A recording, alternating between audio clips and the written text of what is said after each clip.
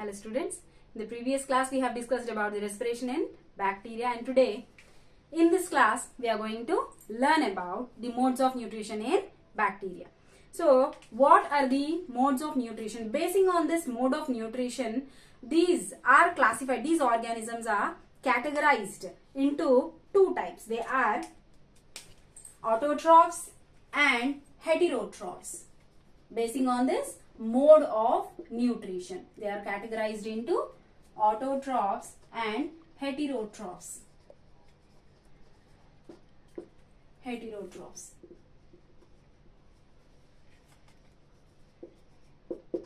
As we know, autotrophs can prepare their own food material. Okay.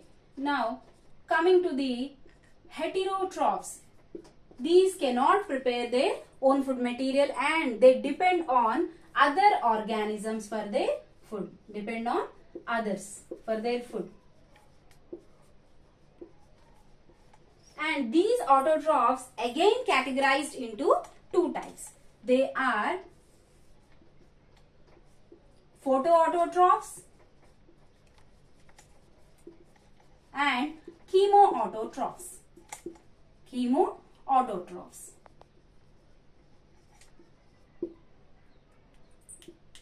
These photoautotrophs, they use solar energy.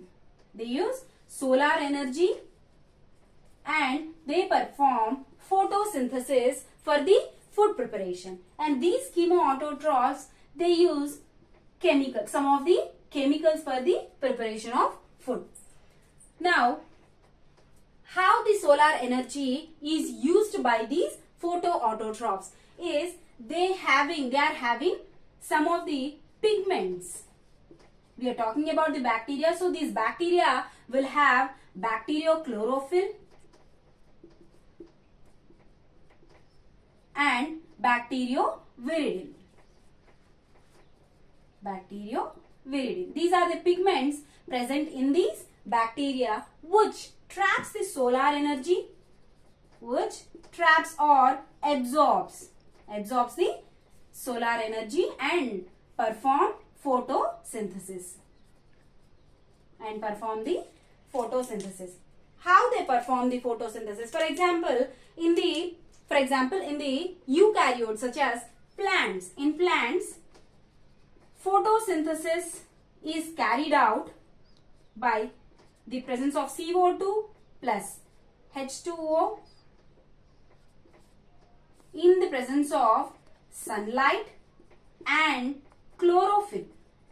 Chlorophyll is the pigment which is present in the plants. So in the presence of sunlight and chlorophyll, CO2 plus H2O gives C6H12 and O6. This is a glucose which is a carbohydrate plus oxygen. O2 is given out as a byproduct. Next, in the bacteria, here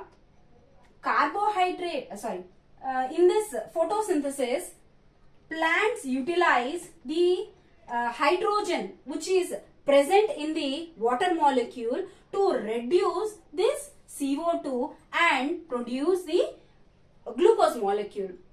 Okay, now in bacteria, in bacterial photosynthesis, it uses H2S, hydrogen sulfide, as the reducing molecule. So here in the presence of sunlight, bacteriochlorophyll and bacterioviridin, these are the pigments which are used by the bacteria for the absorption of sunlight, and it uses H2S, hydrogen sulfide, which gives the hydrogen molecule for the reduction of carbon dioxide to form a glucose molecule, C6H12O6, and it yields the sulfur as the byproduct. At the end. So this is the photosynthesis occurs in autotrophs which performs the photosynthesis, such as bacteria. We are talking about the bacteria. So this is the process which occurs in the bacteria and it performs the photosynthesis to prepare the food material. And coming to the chemoautotrophs, they use some of the chemicals such as nitrogen. We can take the example of nitrogen. The nitrogen reduction bacteria are nitrifying bacteria.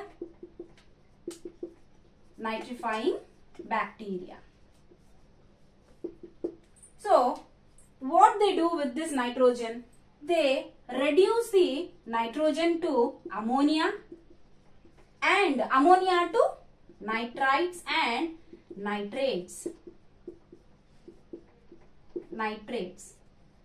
So what are the organisms that reduces the nitrogen to nitrates and nitrites? They are, example, Nitrosomonas and Nitrococcus. So these are the organisms which reduces the nitrogen to yield nitrates and nitrites. They are using this nitrogen as a chemical. So these are feeding on this chemical to get their food. Coming to the heterotrophs. So these are of three types. One, saprophytes. Two, parasites. And the third one is symbionts. What are parasites? The parasites, they feed on dead and decaying matter. Dead and decaying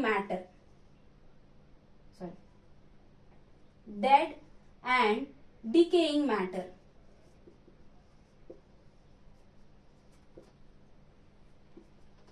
Example, Clostridium. These are saprophytes. Coming to the parasites, these live in the host body and they infect the host body and cause diseases. Example, live in host body and cause diseases. Example of a parasite is Vibrio cholera or Vibrio cholerae. Next, coming to the symbionts. We are studying this from our lower classes such as the Rhizobium bacteria.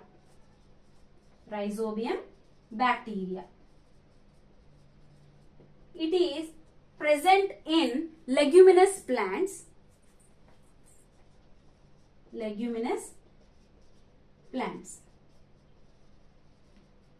Oh, so what is the relation between these two, the plants and these bacteria, is they both behave as symbionts.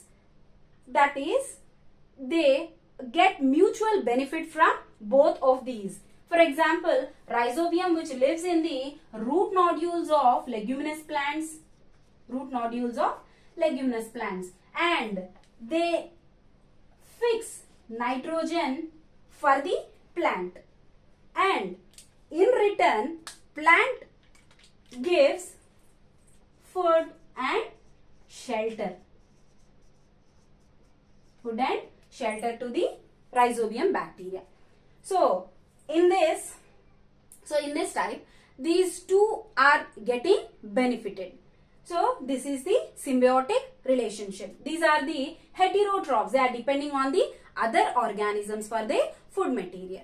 So this is the class about the modes of nutrition in bacteria.